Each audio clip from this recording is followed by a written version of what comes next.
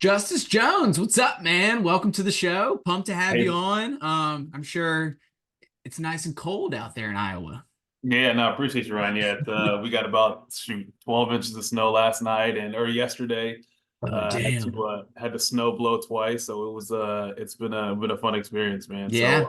Yeah. Cool. Well, as I said, we always start off the show. Funny story, something wild, something crazy. It could be as a player, it could be back from Pee Wee days, it could be in your player development days. What's a good one you got us to go ahead and get us kicked off with? Hmm, that's a good question, man. I I guess that there's probably two that come to mind. Okay. One as a player and one as a player development professional. I guess I'll start with the player one. So played ball at Bowling Green 2007 to 2011, and you have summer conditioning in the summer, and we I think we were doing half gases or something like that. Like Uh-huh. we had like 15 of them, right? And we had to make our times and we had to hit our lines. And Coach Hillman, who I work with now at Iowa State, he was our strength coach, and back then he was, for lack of better words, he was a wild boy, right? He was Yeah. crazy, right? But awesome, awesome. I mean, he meant really well, Right. and he has a big like strength and conditioning coaching tree that I mean for good reason too. He's a really good strength coach. But this particular day, we did not make our times a lot. We hit missed lines a lot, and so after getting done with our 15 half gassers, he had us do 20 up downs for each time or line that we missed. And I think if I remember correctly, it totaled about 195. And Oh, you're thinking damn. you're thinking like five, like that doesn't make any sense. Well, he added and subtracted whatever he wanted to when we were doing up, Yeah. right? So it landed on that 195 spot. And so that was probably the craziest thing as a player. But then, as we're kind of going through it, like there's anarchy, and like guys are just losing their heads, losing their Yeah. cool. Like we had a fight. So after that, we kind of broke off into position little drills, and I mean, we had a wide receiver fight. I mean, it was like insane, Yeah. like just anarchy all over the place. He saw like because I Riots. wasn't, yeah, I wasn't like a big kind of like fighter, so I just kind Right. of observed everything. I'm like, dang, the linebackers are fighting. God, is that the D line fighting over there? God, late, like no pads on, no nothing, right? Yeah, that was probably the most interesting and wild time I would say. Yeah. Uh, but then as a player development professional, one player who will remain nameless, Yeah. when I was with the Buccaneers, you probably know who he is. He had an interesting. Now I'm with the Bucks. He had an interesting kind of end to his career. As you could probably guess who it is, right? Yeah. So this is my first time meeting him. We signed him, I think the second or third game maybe. And so we sign him, and we have an instant connection because we both went to Mac schools, and so he kind of leaned on me a lot. I was his guy for a little bit, and at the time we had a ticket ticket manager. Her name was Amy, and she wasn't allowed in the building because this was COVID, and so I kind of helped facilitate tickets. Right. And I think the wildest thing, again, as a professional, was when I'm talking to this player. I'm like, hey, this is how tickets work. These are the different sections. You have this section, you have that section, and you get to decide whatever what section you want.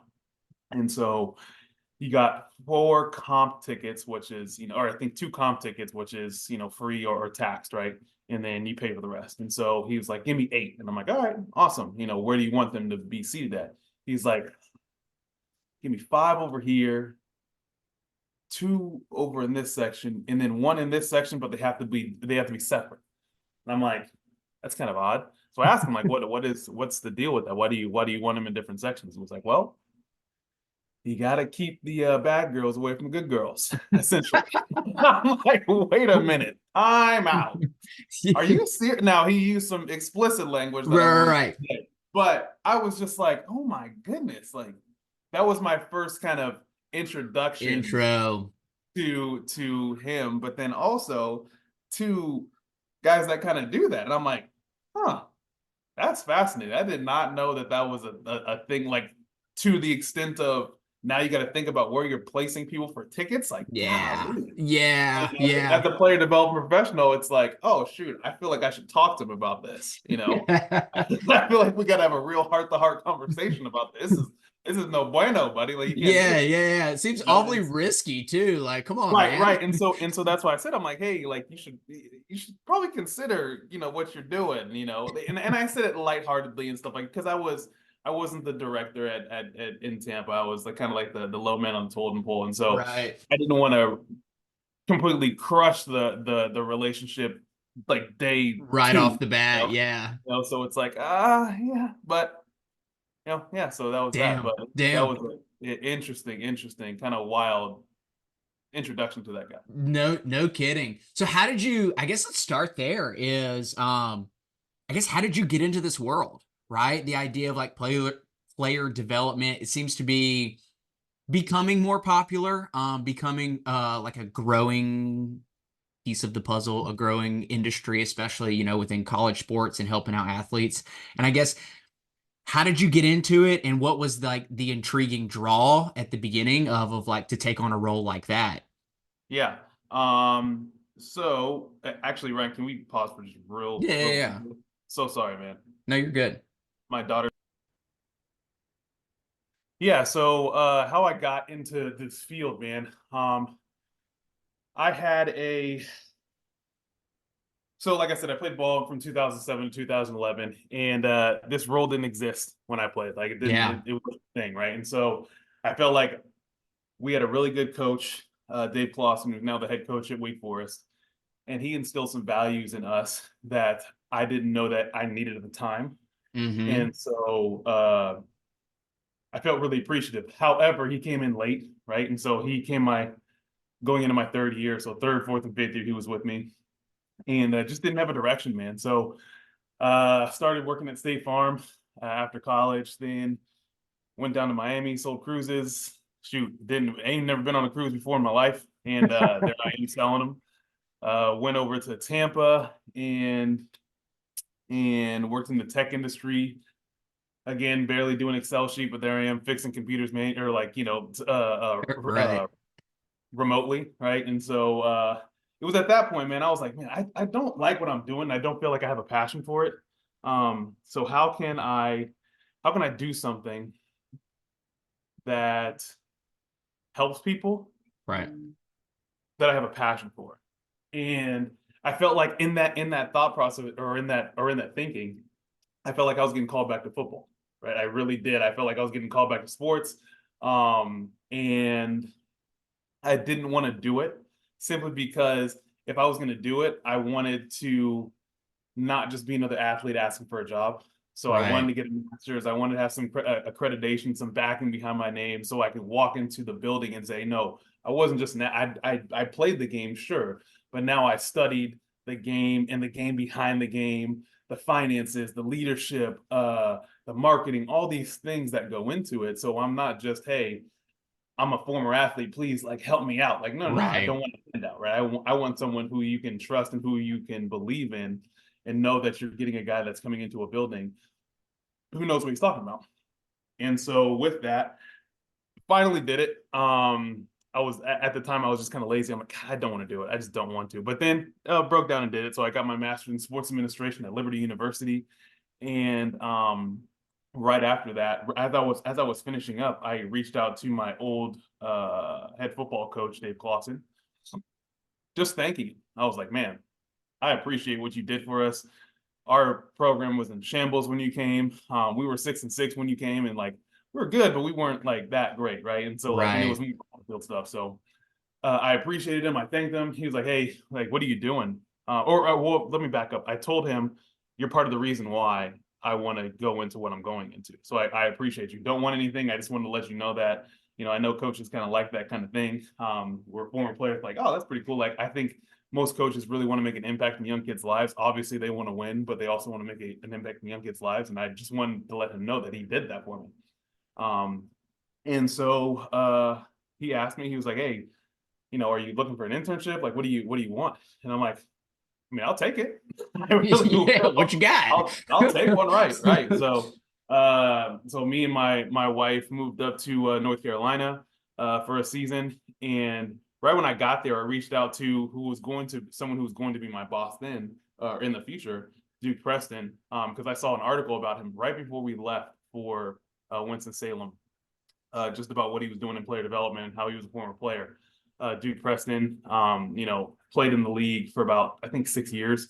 Mm-hmm. He was with the Bills for 4 or 5, had a cup of coffee with Green Bay, and then ended his career in Dallas. Christian guy.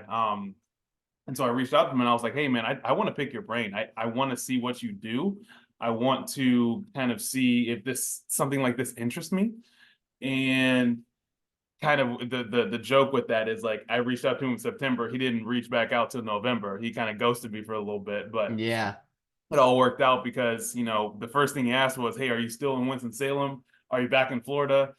Do you I have an internship I'm trying to fill." I was like, "Oh, sweet. All right, well, that's awesome too." So talked to him, and that's where I kind of got my player development feet wet, was in Tampa, starting with an internship there. And I knew I wanted to do player development. I truly first wanted to go into compliance. And I know everyone thinks like, yeah, compliance. And the reason why I wanted to go in that is because when I was doing my master's, I felt like I didn't want to take on more of a big risk of the coaching side. I didn't want to coach. I know I didn't want to do that. Right.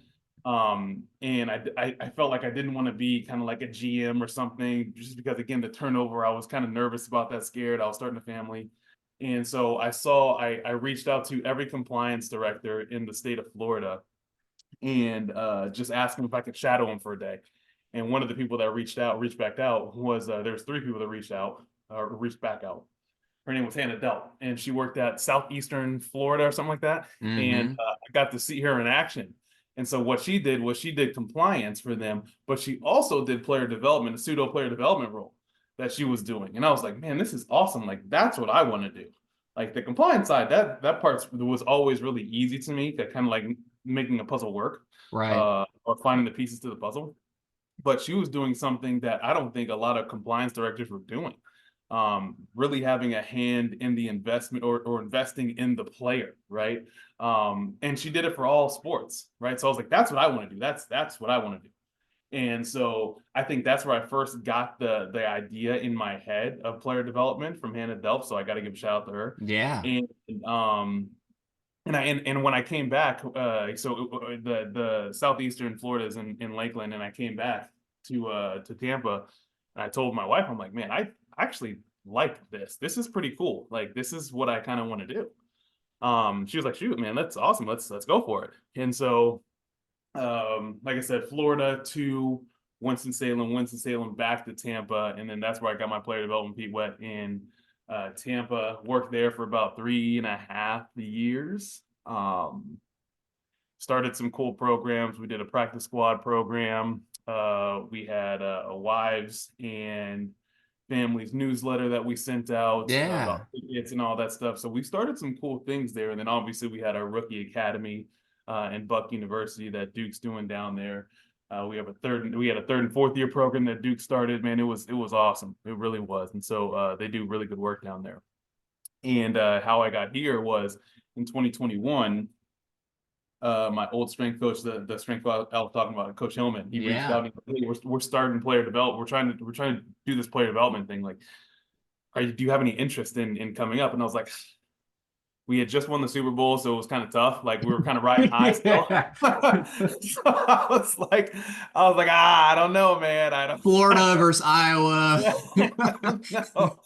And truly, it was that, but it was also I felt like at the time there were still some players that I wanted to touch Yeah. in Tampa, and I felt like my work wasn't done in Tampa. I felt like I still, and personally for me professionally, I don't think I was ready yet. I still needed to work on some things in my game, public speaking wise, organization wise, that I felt like I probably wouldn't be best served up there yet. And Right. so they came back around again in 2022, and I thought they just wanted to talk player development shop. Like, hey, this is what we're thinking. So they kind of picked my brain about. So they say, hey, can we just have a Zoom call with you? I'm like, absolutely, no problem. And so I hop on the Zoom call, It was a and it setup. it is it is Coach Campbell, my old strength coach, our director of football operations, Skip, Derek Hoosier, essentially our GM.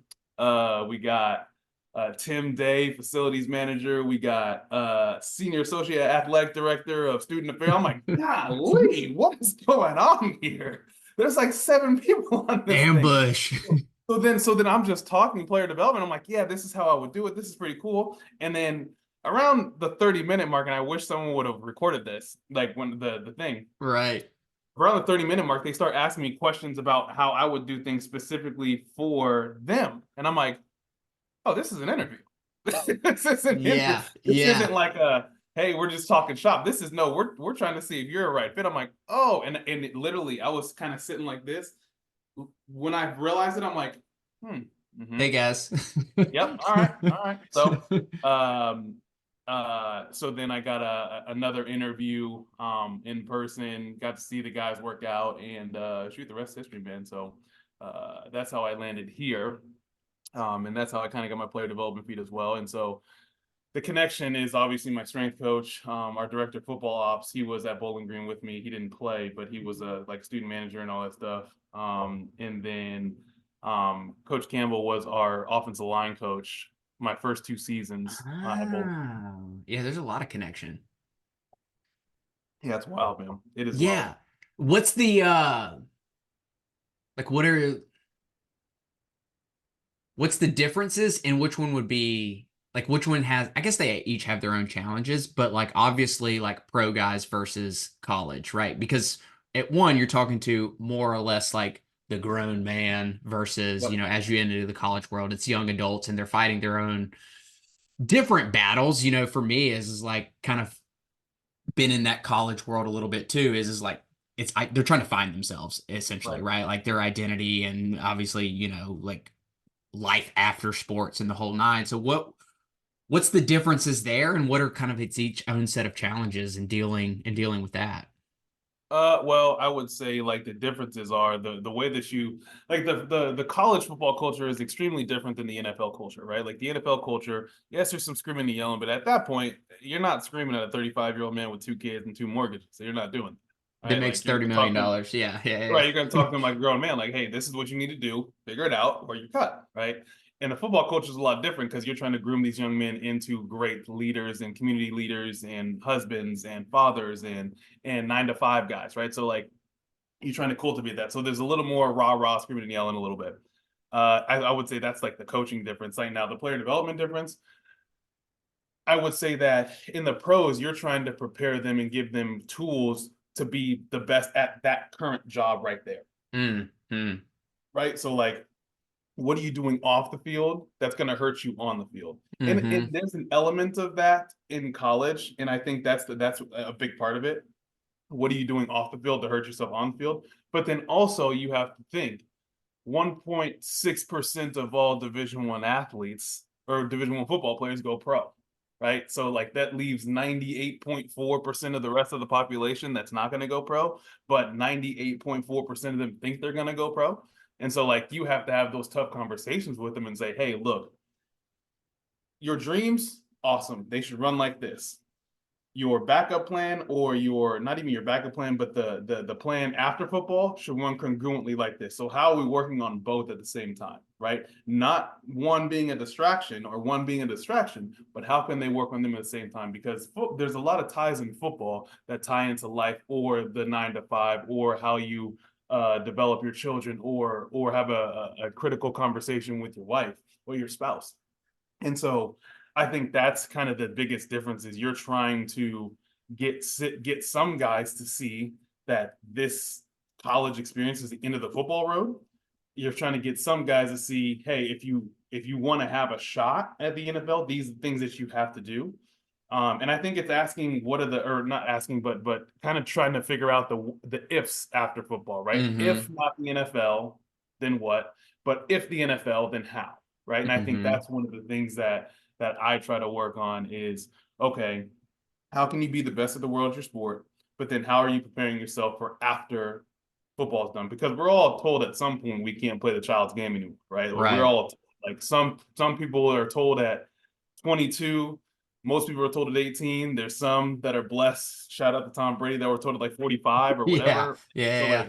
like we're all told at some point. Like there's no 90-year-old playing football. Like it's just Right. it's not the reality, right? So like we're all told. So what are we doing to kind of get yourself prepared for that moment? Just like you prepare for your moment in football, how are you preparing for that transitional moment? Because that's just as important, if not more important, than that opportunity for football, right?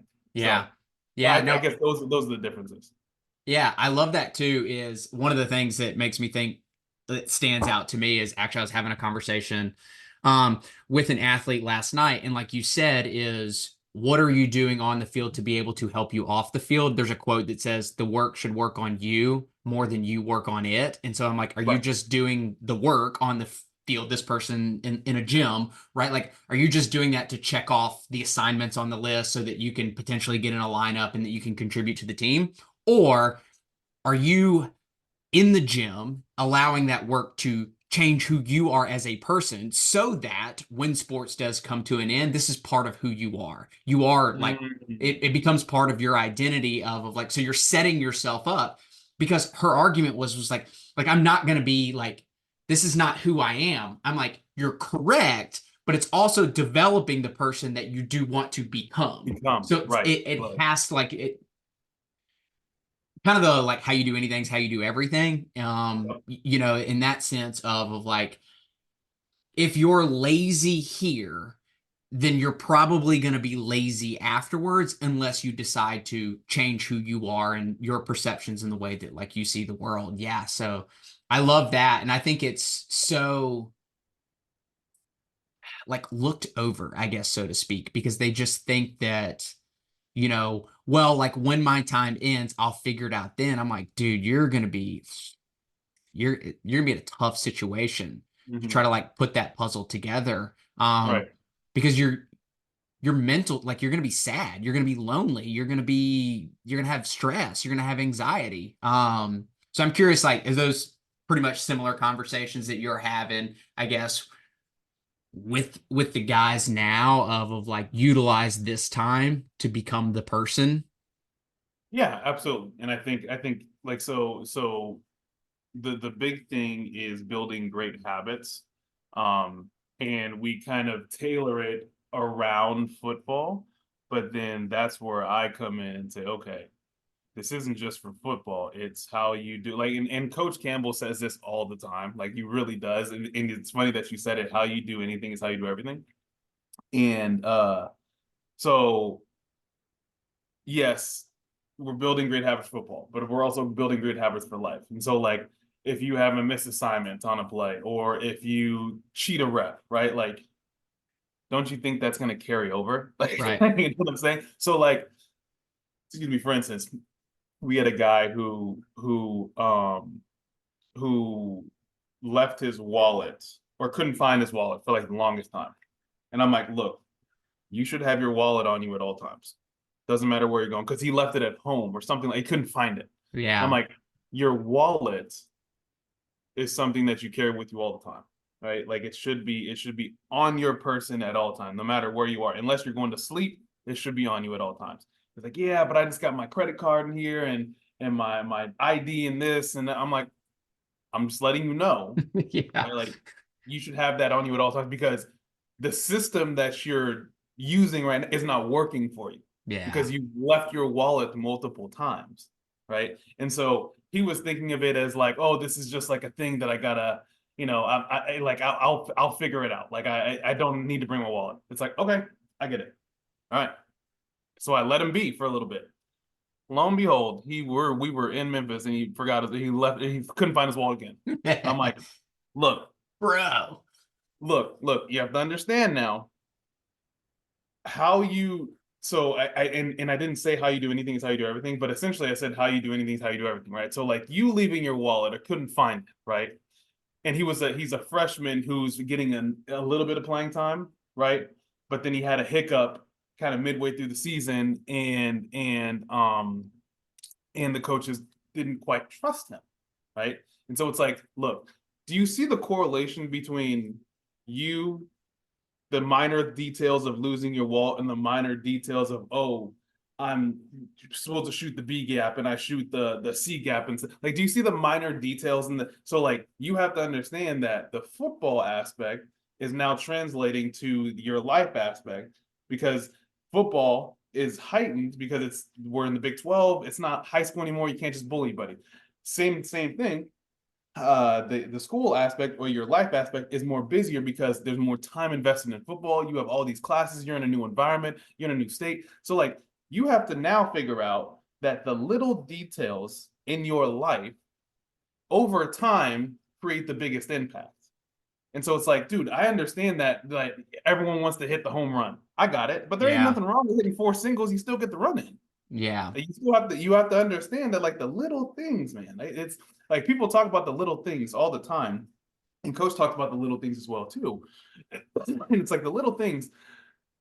I don't think sometimes the players understand that in myself included when I was a player, sometimes the little things add up to the big thing that you want. It's like we're all searching for that big life changing moment, like the Right. lottery moment. Well, sure, but similar to the lottery, if you invest $5 every day, eventually it'll be to what you want. But Right. if you continue to put $5 in the lotto, hoping that you're going to get some big payday, you're going to be sorely mistaken. Yeah. You're Yeah. investing your time into the wrong thing, right? Or you're investing your time into, man, I just need to bench 500 pounds and I'll be okay. Well, you're still jumping off sides. So like, it doesn't Yeah. matter what you do. Then you're not Well, going to play regardless. And yeah. like same thing, right? Like if you were to get pulled over without your wallet, now again, being very transparent, as a young football black player in the state of Iowa, it's gonna get hazy for you, buddy. So like, why don't you Yeah. just carry it on you so the small things don't escalate to big things? Yeah. Similar, the similar to playing football. If you jump off sides on the 50, sure, it's not a big deal, right? At the end of the day. But if you jump off sides when we're on the 50 and it's 3rd and 4 and that puts them in field goal range, well, now it's a big thing.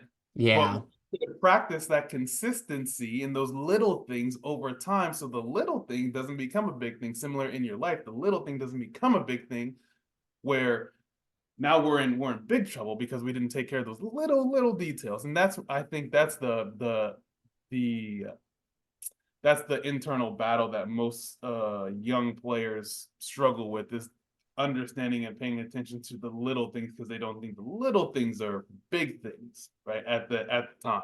Yeah. Yeah. I love that because the way like my brain like correlates that too is it, it's stories, right? And like we've told ourselves this story long enough of like, well, like not having my wallet doesn't matter or like Mhm. whatever it is. And so there's this narrative or there's perception. It's like anytime I go into a new team, is just like, I always tell them it's like the fastest way, well, one of the fastest ways to change is like you should challenge everything in terms of your beliefs, right? And so it's like, why don't you have your wallet? Well, blah, blah, blah, blah, blah. Like, does that serve you or does that not serve you? Right. And so I always say it does two things. I'll give a really extreme example. A lot of teams and players I work with are deeply like into their faith. And so if I ask them, I'm like, hey, like why is it that you believe in God or like whoever?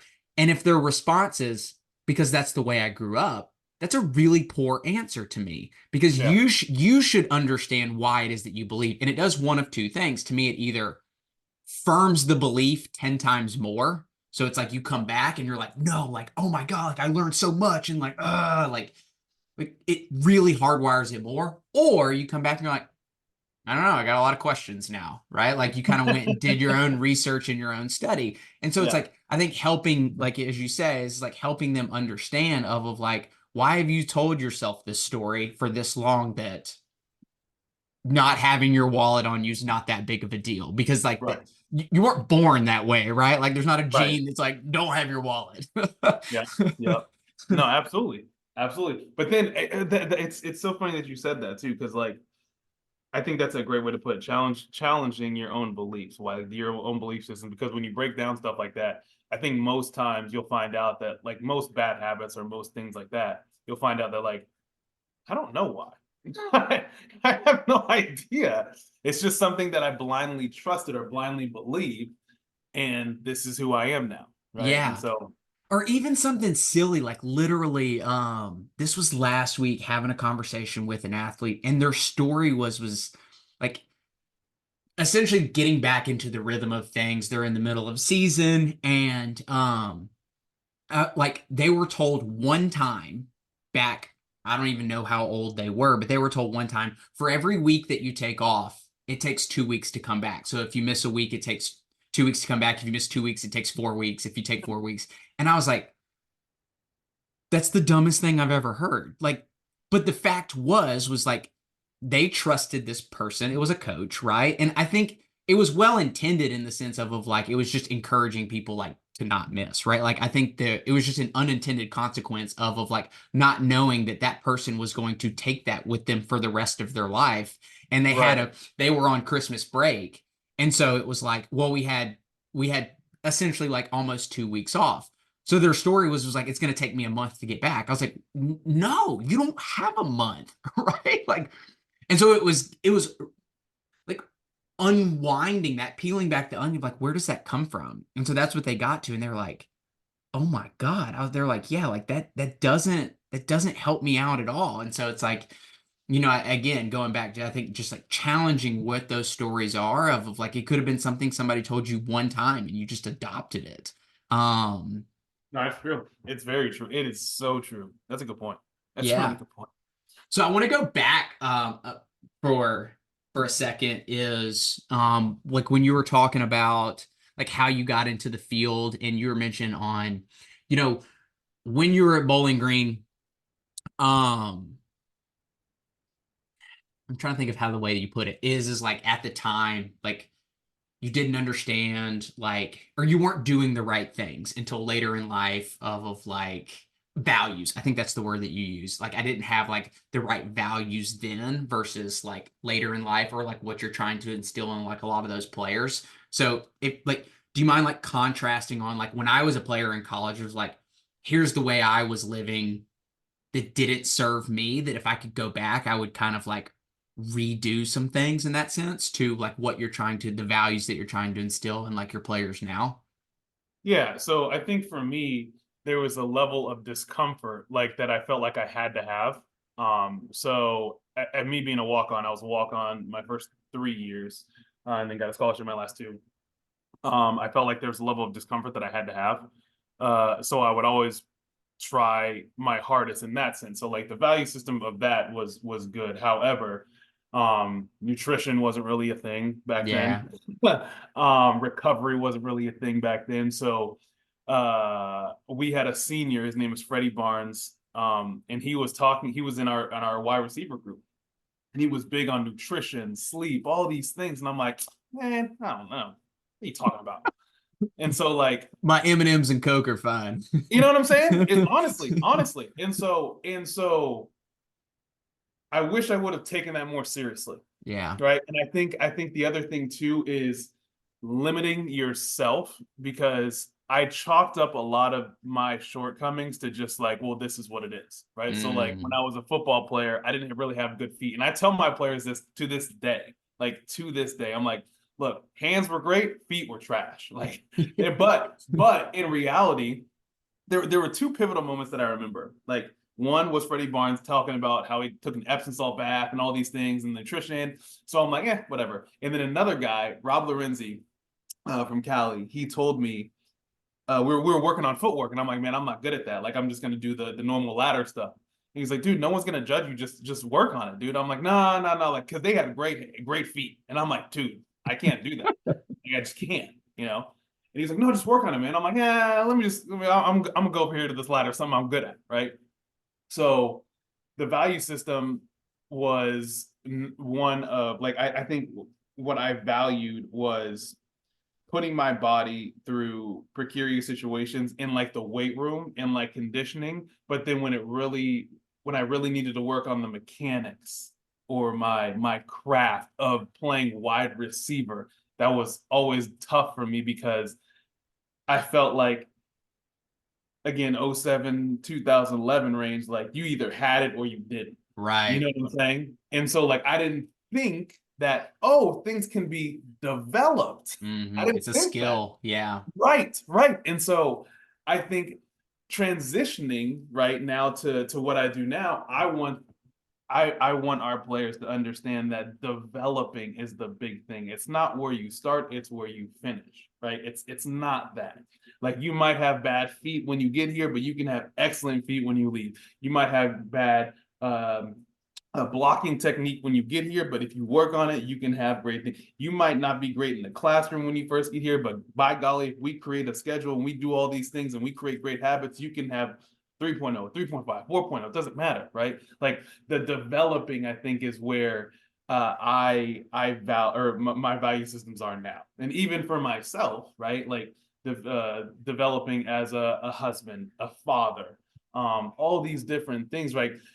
If you're in, and this is true, like this is one of my statements that I always say, like in my head, I'm like, if you're not growing, you're dying. It's kind of like a tree. Like if you're not Yeah. growing, then no tree stays the same. You're either growing or you're dying, right? And so Hmm. like I'm a firm believer in that. Like there is no stagnation. You shouldn't be like in the same place that you are when you arrive as a freshman. You shouldn't be in the same place that you are when you come in as, what I'm saying. So I think that's the value system. Just develop. Like I know it's painful. I know there's going to be some bumps in the road and some bumps and bruises of working on your craft, and it's going to look ugly, but don't worry about the ugly. But excuse me, don't worry about the ugly, because eventually that ugly will turn into something that you really value, right? Or Yeah. something that you see and you look in the mirror and I'm like, man, this is awesome. It's kind of uh, like I always joke, like ugly guys don't look in the mirror, right? Like, because they don't want to see that. They just don't want to see it. You know what I'm saying? Like, hey, I don't really look in the mirror too much. There's a lot of blemishes up here, right? So like, but in order to improve yourself, you have to look in the mirror. Like you Yeah. can't, if you never look in the mirror, then you'll never see what's wrong. You know what I'm Yeah. saying? Yeah. And so it's Honesty. It requires a lot of honesty. right, right. A lot of honesty, right? And so like I think a lot of players, or a good amount of players, don't like to look in the mirror because they don't want to see the ugly and see what they have to fix in order to be great, off the field and on the field, right? And so I think that's the biggest value that I didn't really work on when I was playing, just straight developing. I developed in the weight room easily, Right. developed in conditioning easily, but that required effort, which was always going to be a thing for me. Like I'm going to get effort, that's easy. However, when it came to the mechanics and working on things that, golly, like I can't get out of this route. This looks ugly. I don't know how I'm going to do it. It's like, well, I guess my feet are just bad, you Yeah. know. So like I wish I would have worked on that type of stuff, um, a little bit more strenuous, because who knows? I don't know what could have happened, right? Yeah. You know, Yeah. so Yeah. It's so I interesting guess too. Like one of the first conversations like I like standing like front of a team too is I'm like, what's your greatest fear? And like almost every single time is like in some form or fashion, the like fear of failure, right? Like, and I'm like, fear of failure, fear of judgment. yeah, well, and I think that's the root, right? Because I always follow up. I'm like, if no one was in the room, you wouldn't care, right? Yeah, Like, if you were out there doing the drill by yourself and you messed up, like, you wouldn't really like care. Like, you would kind of keep going on. But the fact that your teammates were out there and they're like, hey, like, come on, like, do the drill. You're like, no, no, no, like, I'm gonna look stupid. You're like, no, like, come on, like, do the drill. It's ultimately of like the fear of like what I'm gonna look like in front of yeah. people. And so I'm Mhm. like, the moment you can get over that, like you kind of get over the failure in and of itself because you're just like I don't care what anyone else thinks. I don't care what an announcer is going to say. I don't care like what my coach, because ultimately it's like you've been in the game like long enough too, is almost all coaches across the board are going to reward effort, right? Right, Like what they're not going to tolerate is laziness, right? right. Or just not trying or doing what's required of you. Like, yeah, like you may get taken out for a second of like, hey, like I know you're trying to do the thing, but like we got to work on some things before like we put you back in, right? But like ultimately is like, do you care and are you giving effort? And I think that's like the fastest ways to stand out to a coach, to a like if you're trying to go to the league, to a GM, to a scout or to whoever. It's just like oh man, like who's that? Like skills we can develop, but that we can't teach. Right. No, that's true. It's very true. Very Yeah. true. Yeah. Um, so you mentioned a couple times like some of the coaches like being Christian guys and things like that. Is faith, is that like a big thing? Is that a big part of you? I'm just curious. Yeah, it is. It is. Has it always been a thing? Is that recent? Is that just No, it's always been a thing. I think similar to most probably people that were born, raised in a Christian household. When you got to college, you kind of steered away a little bit, but after college, church on Sunday? right. So after college, I kind of started to dive back in my faith, and yeah, it's a big thing. It really is. It really is. How's that kind of like helped, I guess, guide you or like instill some of those like new values that you like have now in terms of continuing to grow and develop? Because it to me it's the same thing, right? Like you're just growing and developing a relationship, Right. right? And so like how's, I don't know, like how's that like grown and developed like for you over the years? Yeah, I would say that it allowed me to understand that I'm not in control, right? Like Mm, I am not. As a believer, I know that God's ultimately in control, and I can lean on that every single day and put my best foot forward, right? And so, no matter what, I'm going to put my best foot forward, and whatever God's path is for me, whether it be here at Iowa, or excuse me, here at Iowa State, down in Tampa, it doesn't matter. Like whatever his path for me, I'm gonna follow. Now I have to listen and I have to be obedient, and stay in my word and continue to have my conversations with him. Um, but no matter what, I can put my best foot forward, knowing that I can only control what I control, and at the end of the day, God's got my back. mm-hmm. No matter, and I say that, but I think there needs to be a preface here. God's got my back. Yes, but that doesn't mean it's some magical genie. He's going to give me whatever I want, right? Right, Like right. he has a direction for my life, and he sees how it's going to go, and I have to trust at the end of the day that he's going to put me in the best position to be the best version of myself and the best Christian man that I can be. Yeah. So that's where I think my faith has grown.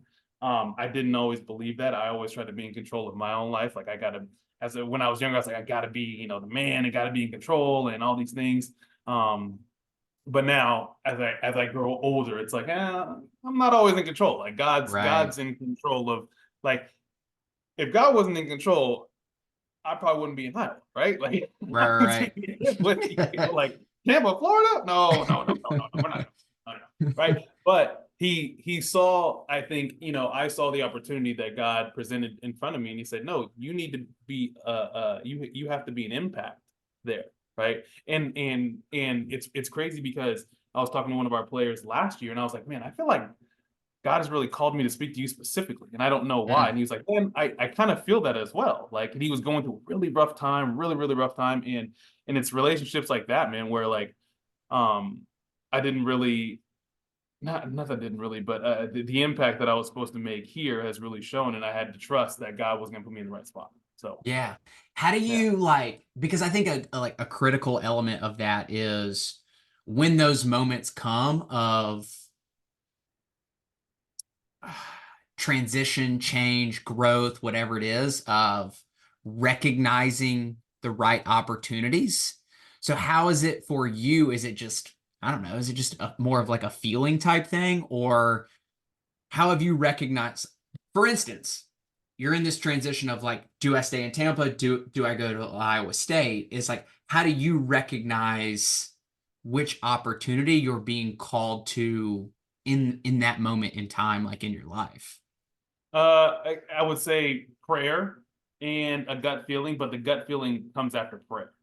if that makes sense, Yeah. right? Like pray about it, um, really think about it. And before my father passed away, he said that like I don't know if Iowa State, like you're in the NFL, like why would you leave? And I'm like, Right. well, it's a good point and all this, but I prayed on it. And I'm like, no, I'm supposed to go here. Like I feel like I'm supposed to go here. And so it's prayer, but then the gut feeling comes after prayer. And I think if it's meant to serve the mission of God and bring people to him, right? Then I think that's where it's easy, like the gut feeling comes in because um if you're supposed to be making an impact somewhere else. Because I feel like again, not only professionally, but like I had a chance to make a bigger impact um professionally, but for his name, right? And Hmm. so yeah, it's just I would say prayer and a gut feeling is that answer to that question, honestly. Yeah, yeah. You talked about like having connections with certain players there is like what's been like I guess like from a personality perspective is what's been like the critical piece for you like when you go in to be able to like have that connection with those players because at the end of the day too it's like they're still 18, 19. They know it all, right? Like, who are you? Anything is everything. How you do anything? Okay, bro. Like, whatever. We get it, right? Like, how have you been able to, from a personality, your own personality, like build those connections to where it's like, yeah, they hear it, and then you sit down with them, have a conversation, and the light bulbs start to go off, right? Where they Yeah. really start to like trust and like follow your word. Authenticity, man. Yeah. Truly authenticity. Like, and living what you trying to live what you're preaching, like practicing what Hmm. you preach, so anywhere from budgeting, healthy relationships, being a father, working out, right, your eating habits. Like if I'm going to tell you to do something and eat right, I'm not just going to go have burger and fries every day. Then like it is what Right. it is. Like if I'm telling you to do something and you see me munching down the burger, fries, and a large Mountain Dew, like who are you, what are you talking about, bro? Like I'm not listening to you, right? Yeah. No. Or yeah, I show up to a storm meeting and I'm so unprepared that like guys like I'm not gonna listen to this guy. Like, what are we talking about, man? And so like I think living what you're or practicing what you preach, but then authenticity, man. Like I am one of I feel like I'm very authentic to myself. And I tell our guys all the time, like I'm a square, I'm a dad, like I like Mighty Ducks. I like Jurassic Yes. Park. Those are my things, right? Like so, like I'm just true to myself. I'm true to myself. Like I'm like, no, just you're not a square. I'm like, I am. It's okay. I get it. And like, and so even when I talk about my playing career too, I'm like, dude, my hands were great, my feet were trash. I'm sorry. Like, and they're like, just I can lock you up. I'm like, yeah, you probably could. The game's different. It is what it is. So like, being true to myself and being real and authentic, like I think guys respect that, and they know that they're gonna get a real answer when they come to me. And so, if I feel like I'm just very real in a Hmm. way that's kind of digestible, if that makes sense. I'm not harsh. This happened before the bowl game. A player came up to me. He's like, Justice, what do you think, man? Do I have a shot? And I'm like, look, you're about 13th right now in the O lineman room, maybe 14th. Here's the guys that are leaving. Here's the guys that are graduating. Here's the guys that aren't returning. So do you have a real shot to be at one? Probably not, honestly. Like our lines, most of them are returning, if not all of them. Um, do you have a shot to make the travel squad? Absolutely. You definitely have a shot to make the 2D, right? But the reality of the situation is to get on the field as a one, it's going to be very, very difficult for you, man. It Yeah. is. And I understand that. But he was like, honestly, I've got so much of the runaround that I appreciate that you're being real with me and what you see. And I was like, I'm not a coach. I don't determine the depth chart at all. Right. But from what I'm seeing and me understanding how rosters turn over, what coaches value, that's how I see it, man. And so like I think that and also he wants to be a player development professional. So that's kind of The it works connect. out. Yeah. Yeah. So I was like, this is a player development like critical conversation that we're having right now. And Yeah. so I was like, look, man, Like, and he wasn't thinking about transferring anything of that nature. He just wanted to know like Yeah. where he Where do I stood. stand? Yeah. Right, right. And so it's like, hey, this is where you stand. He's like, no, I appreciate that, man. Like, I feel like I haven't really got a straight answer, and you giving me like what you think and in your opinion of how you see it really helps. And I'm like, no, honestly, man, that's how it goes. And so, talking to other players, like, hey, this is how I think you can be utilized in this offense, right? Or how, you might not catch 1,000 balls, but you could be utilized. And I told one player this a couple of nights ago. I was like, hey, these two guys left on offense, right? And they were our key run blockers.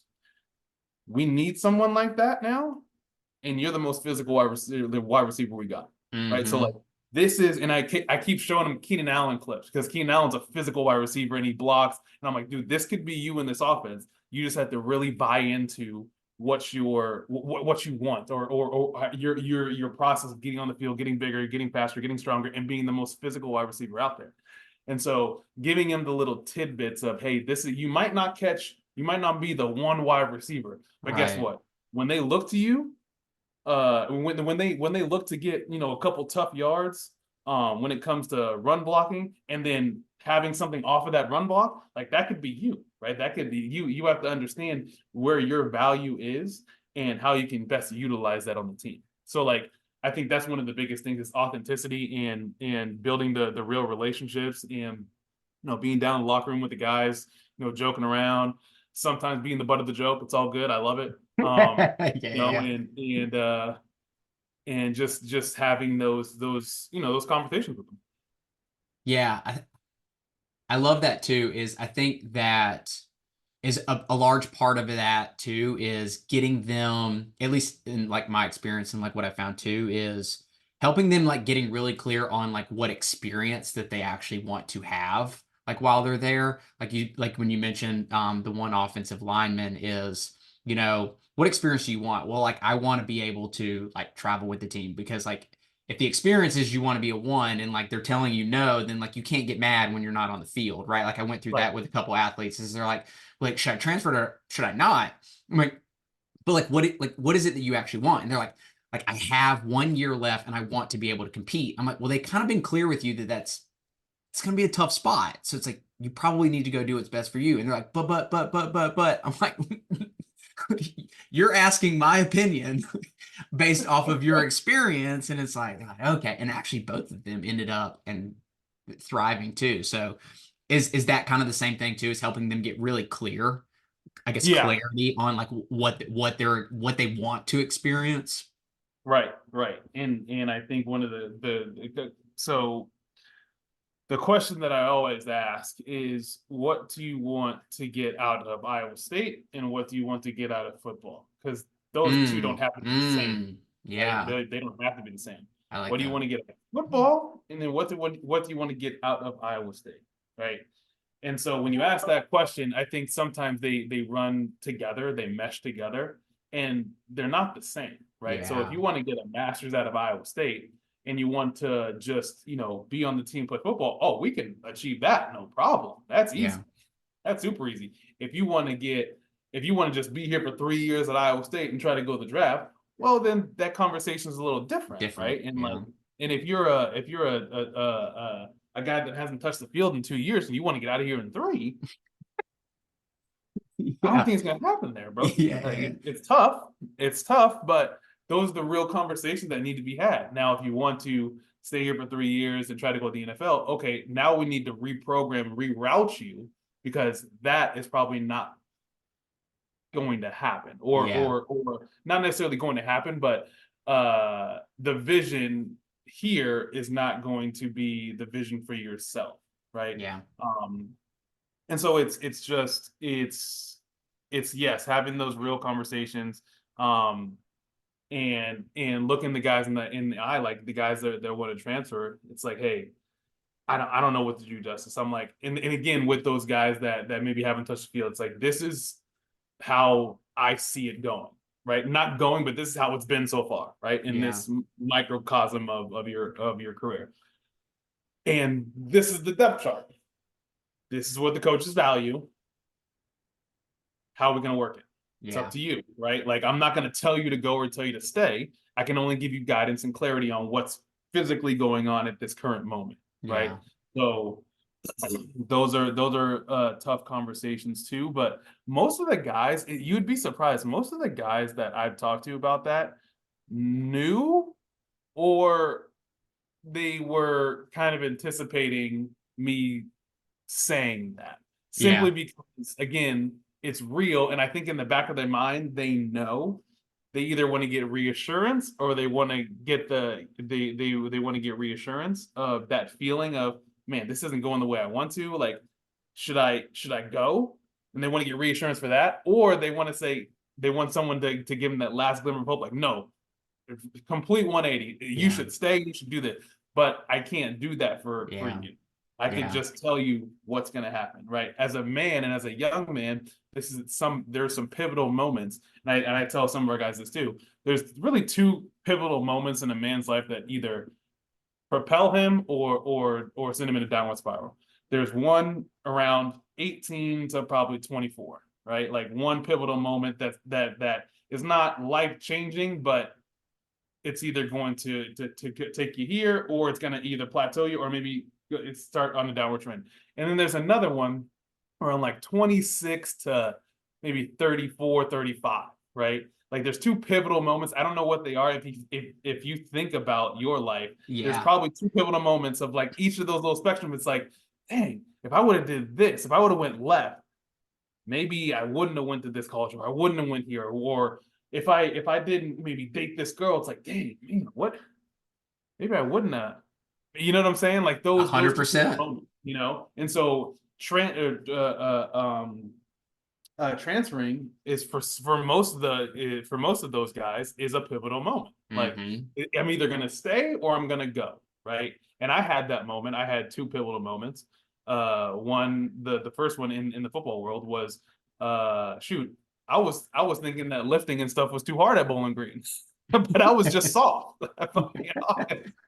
I was just soft. I was a 171-pound wide receiver who hadn't touched a weight in decades. Yeah, yeah, And yeah. so, like, I was just soft. And I was thinking, man, I should probably go back home, and I should probably go to San Diego State. It's probably easier there. Little did I know that Jim Harbaugh was there. But I mean, shoot, I didn't it was probably not, it was probably 10 times harder. Yeah, yeah, yeah.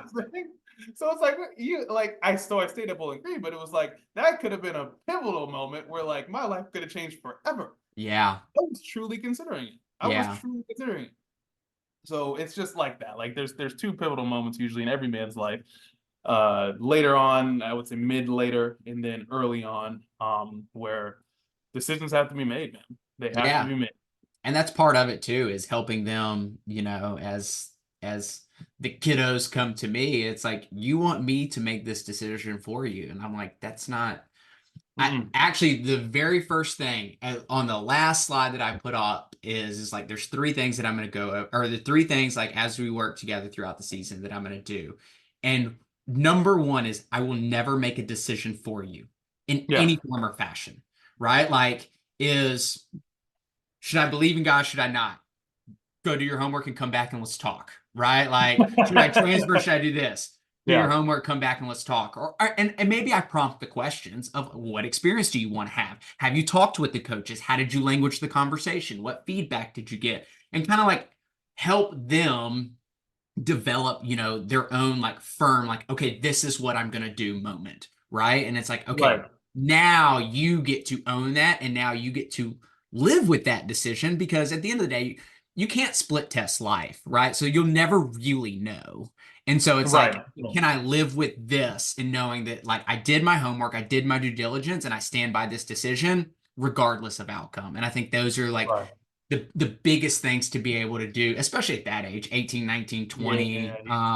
They want people to tell them, and it's just like, you're you're never going to because I think making decisions is a skill. And so it's like, I always tell them, I'm like, if you guys, three of your friends, leave here and y'all are like, hey, let's go get something to eat.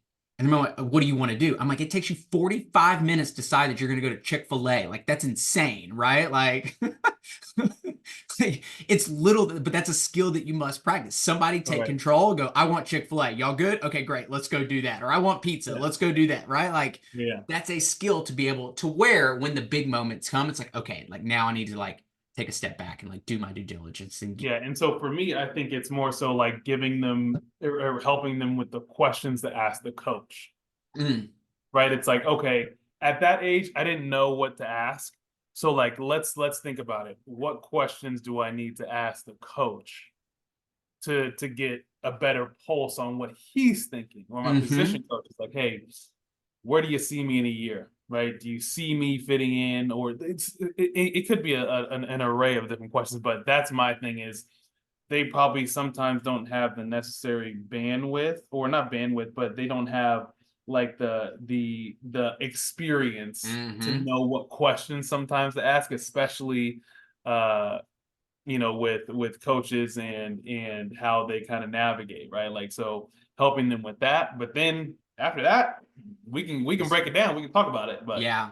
it's on you, you know. It, two things, because I think curiosity is key. Like I think that any high performer, any high achiever, whether you're talking about sports, business, life, relationships, is they're constantly curious. And so it's amazing, especially like I'm trying to instill that in like younger and younger and younger, i.e., like high school, even like upper middle school, like seventh, eighth grade, is like this past summer spoke at several different like camps, like sports camps at universities. And I'm like, you're literally going to have a Q&A session. I'm like, your job is to come up with high quality questions. And I'm like, you're not going to, but I'm telling you, if you develop this skill, you will stand out more than anybody else. I was like, do you think if you went up to the head coach right now and go, what value do you bring to this team different than any other coach? That's a difficult question, right? Like that they would, okay, like, oh, I like that. But they're Yeah. probably going to remember you versus, and then I go in and sit on the Q&A and it's like, what was your worst injury? How was your recruiting process? I'm like, those are everyone asked the same exact questions over and like you didn't stand out in any form or fashion. And so Right, I right. love that of like getting them to learn how to, because it's the same in a job interview. If you go interview for a job and there's 10 people and you all ask like, what's a normal day here? Like everybody asks that. Like ask something difficult, ask something that they remember. They're like, damn, like I don't actually know the answer to that question. Or they fumble through it, so to speak, because nobody's ever asked them. And it's the same in recruiting too. Like Right. when you go on a visit, you should be interviewing them too. No, absolutely, absolutely, because it's you. I mean, you should ask questions at the end of the interview, sure. Yeah, yeah, yeah. One would hope. One would hope. Right, right, So well, we'll wrap this up. I got one major question. yeah. And I didn't pre-frame you with this one. So um if if you were in a stadium with 100,000 people and you could leave like one core message, what would your core message be to a stadium of people? Hmm.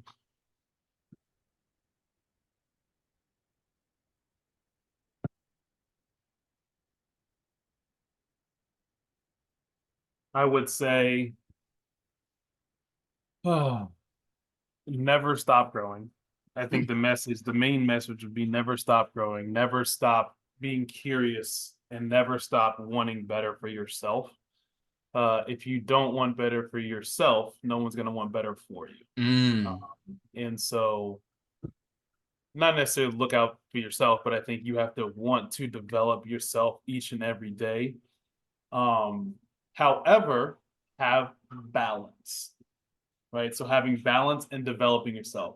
So there's this tension paradigm that, and I'll kind of go back to the main message here in a second, but there's a tension paradigm of grind, frustration, patience, and apathy that I think Duke came up with it. I'm not really sure, but I use it. Grind. So it's like, a little cross, yeah. grind, frustration, patience, and apathy. You don't want to become too patient that you become apathetic.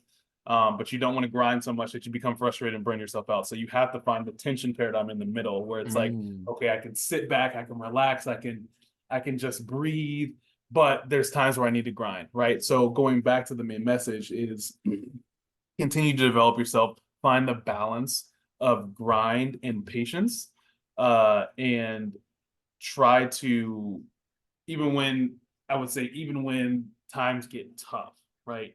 Look for small wins that keep you motivated and going, because it's not what you do when times are good. Like those, that's easy. Like everyone's throwing, throwing confetti, sipping champagne. That's easy stuff. Like that's easy to do. It's the times that you feel like you are just so lost Mm, and so down. That's when real, I think, real character and uh real, not patience, but real change is made, mm-hmm. you know? Um so I guess the main message would be continue to grow, continue to develop, find the patient, or find the balance between patience and grinding. And don't let somebody care more about you than you care about yourself. Ooh, yeah. Yeah. I love that. Mic drop. We'll end there. I love it, man. Well, awesome, dude. I appreciate the conversation and had a blast. And stay warm out there. And was it Ames? Is that right? Ames? Yeah, so we live in Ankeny. It's about 20 minutes from Ames. A little Okay. little better setup for kids and stuff like that, you know. Yeah. A lot Yeah. more parks, a lot more parks. Well, I love it, man. I appreciate it. Until next time, everybody. Yeah, thanks, Peace. Brian.